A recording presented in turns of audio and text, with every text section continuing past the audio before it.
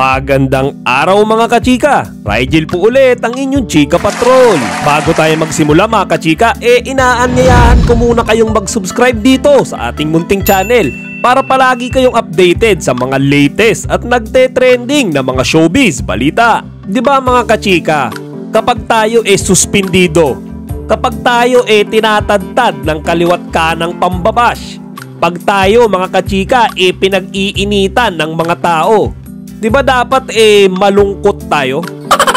Di ba ang usual na nararamdaman natin depression, naiiyak, nagkukulong sa kwarto?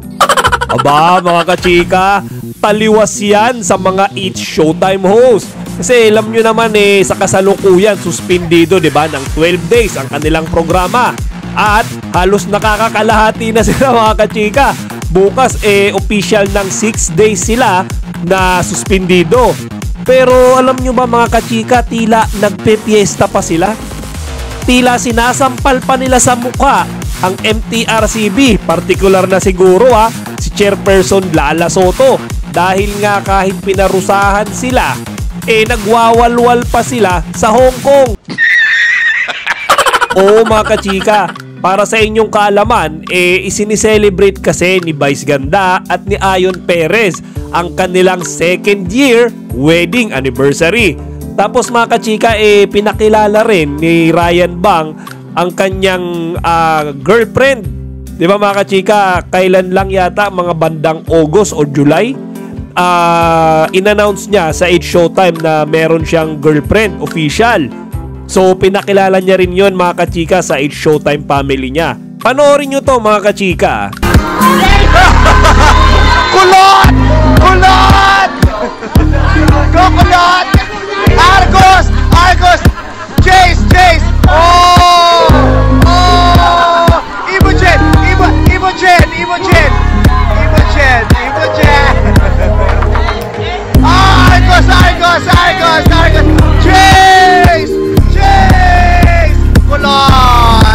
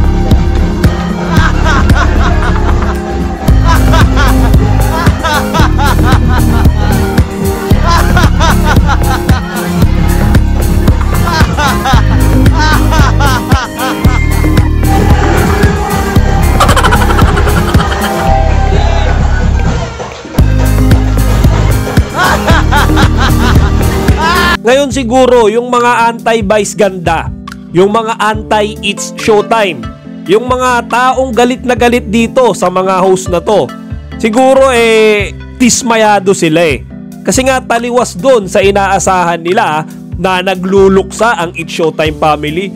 Aba mga kachika, nagsiselebrate pa sila. Sipin nyo umiinom sila, nagsasayaw, nagpapaka-party-party sa ibang bansa sa Hong Kong at nagse-celebrate pa nga sila nitong mga nabanggit kong okasyon. Parang hindi man lang nila naiisip mga kachike yung sitwasyon nila sa kasalukuyan.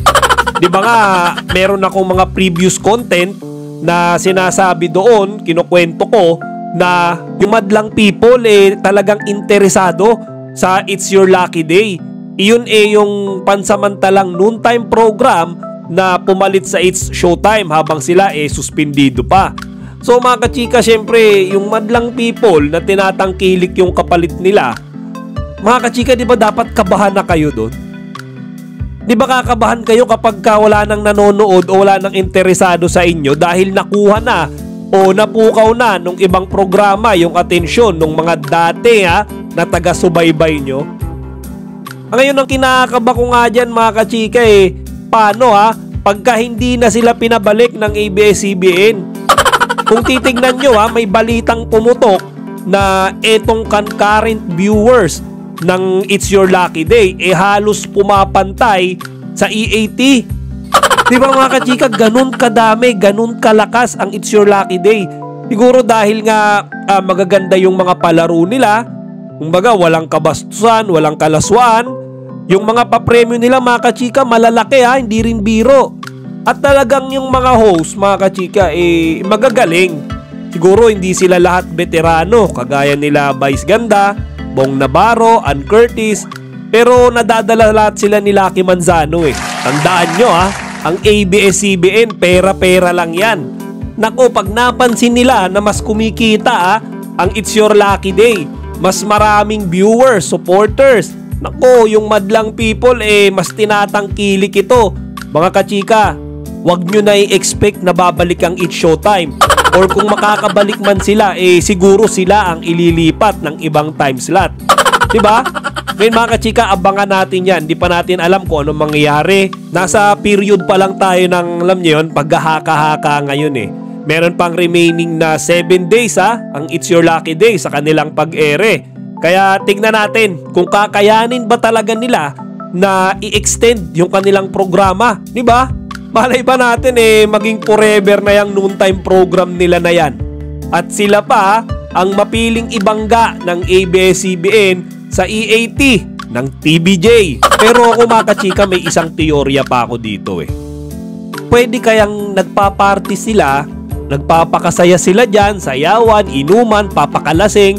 Si Ryan Bang din parang nasasaniban Hindi kaya mga kachika ginagawa nila yan para ma-event out yung kanilang frustrations at disappointment.